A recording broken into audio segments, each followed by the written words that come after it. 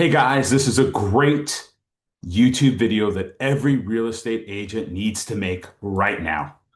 All right, let's get into it. I think this one is going to really help you guys. If you stick to the end too, I'm going to give you a special bonus for you to help you out. I'm going to show you how you get that outline. So make it super easy for you. All right, so here is the video. This is going to be the 10 biggest forces shaping the 2026 housing market. This is going to position you as an authority. It's going to have relevance. People are searching for these topics, so it's a great trending one. And it's going to go over why each one matters. And I'm going to make this super easy for you. So make sure you stay to the end to find out how you can get that outline and you can get access to it and make that video so you can make it on Monday. All right. So this is something that's coming up with a lot of questions. So the first thing that's helping why each one matters and the biggest forces that are shaping, right, the 2026 housing market. Number one, mortgage rates are easing towards 6%. Yes, they are going a little bit up and down, but we're slowly moving towards that. And mortgage rates are going to remain the single biggest factor that's affecting housing demand right now. And while rates haven't returned to that 3% golden era, right, many economists still expect them to trend around that low 6% range. That's going to improve affordability compared with the recent highs. And so, why it matters?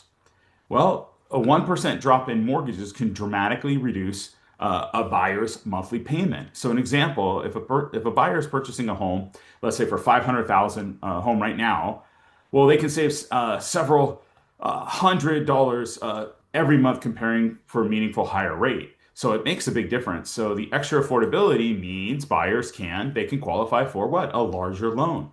They can enter the market sooner. They can feel more confident making those offers. And that's going to market impact. It's going to be more buyer activity, more showings, more offers, right? Increased competition for desirable homes. Okay, number two, and right before we get in this, make sure you like and subscribe to this content. Put below if this is one that you're going to make. Make sure you get into the free coaching group and the paid group. And that free one is where I am going to make sure you follow that link and you're going to get the content to make this super easy for you. I'll have it all the way out and you can ask any questions that you have. Okay, number two. So approximately 5.5 million more households can afford to buy. That's a big thing. So as affordability improves, even modestly, millions of households who were previously priced out may begin to qualify for mortgages or feel ready to purchase. Okay. So an example, if a couple's earning 110,000 annually, they may have missed loan qualifications last year, but now with higher wages, slightly lower rates, smaller price increases, right, can combine to make buying possible. So the market impact, expect demand increase the most among first-time buyers, move-up buyers, and renters that are tired of increasing rents. This is going to open that up and be part of that. Okay, number three, the housing shortage is still a huge problem. So the United States continues to face a structural shortage of homes.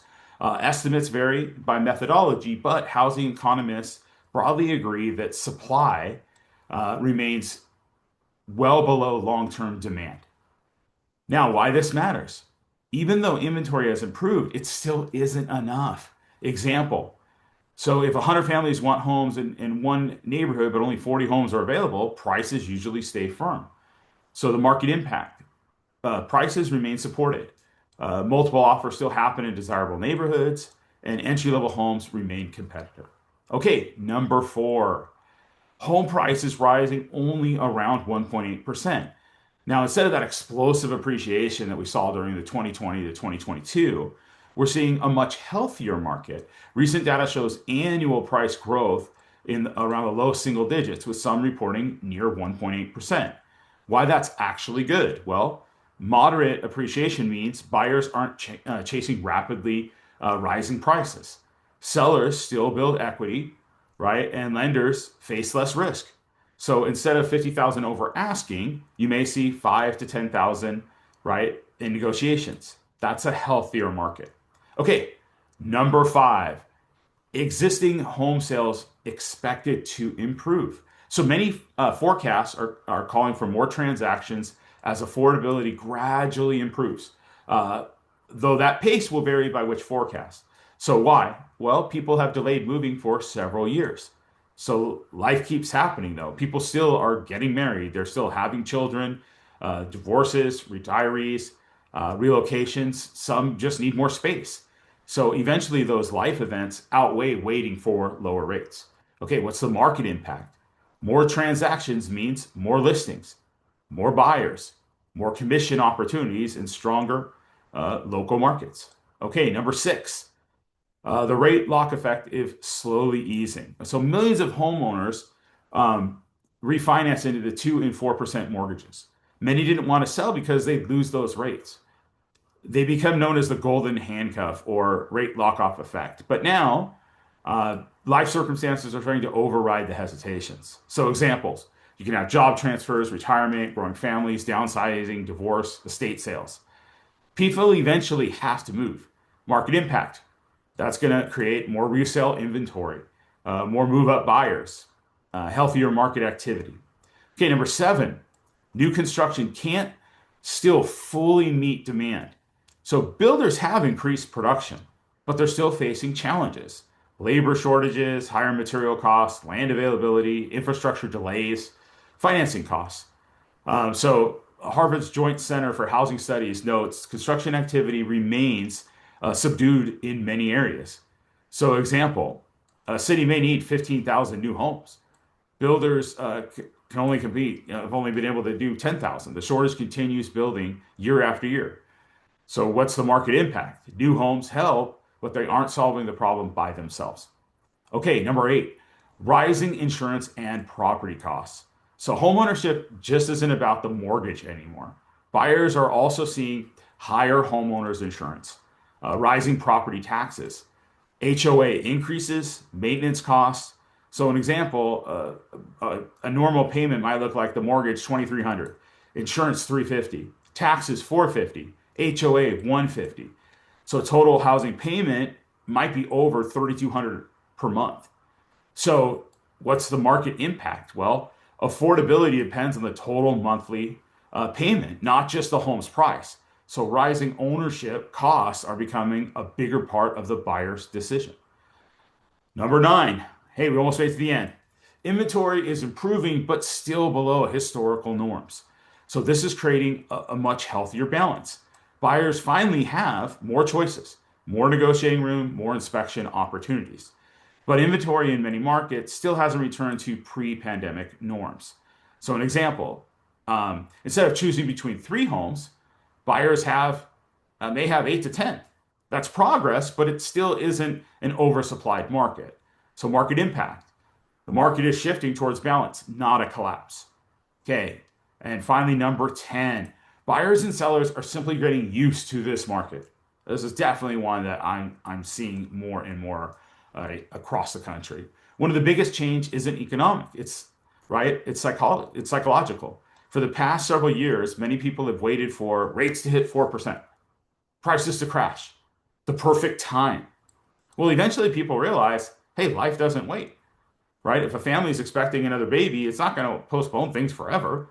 Someone retiring this year can't wait for another 2 years. So people adapt. Markets impact is, well, normal buying and selling behaviors slowly start to return. And you're seeing that more often. So this creates more confidence, more transactions, more stability. The market becomes driven less by fear and more by everyday life decisions. So the final takeaway, the 2026 market isn't defined by one headline. It's the combination of these forces that matters. So mortgage rates are gradually improving. Affordability is slowly getting better. More buyers can qualify for homes. Inventory is rising but remains below normal. Home prices are growing at a sustainable pace.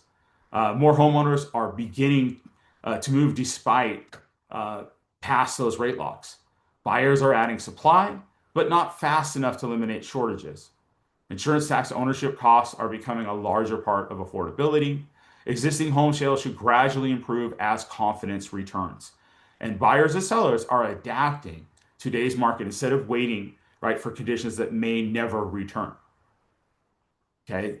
Now, this is important, right? Especially for real estate agents and why you want to make this. This is the market that rewards education. The professionals who can clearly explain why these trends matter and how they affect buyers and sellers, well, that will build more trust, win more clients, and close more transactions. This is why this is so important to make. And then you can tailor it to your particular city, right? If you have any updated stats, you could use the nationwide ones that I'm doing, but you can slightly adjust it and include those things for your particular areas and the things that you're seeing. But I think this is a powerful one, right? To absolutely explain, okay, um, right, what is going on right now for 2026.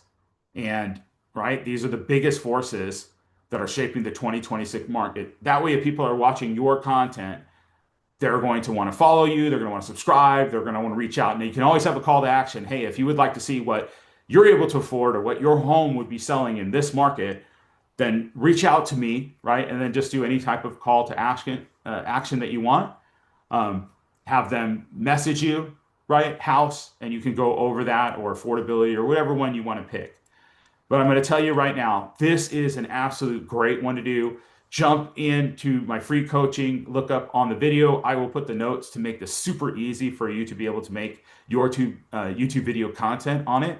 And once again, I really appreciate it. I hope these are valuable. Please, please, please subscribe. Jump in there. And I'm very confident this is going to help, right? Get people to know, like, and trust you and build confidence with you.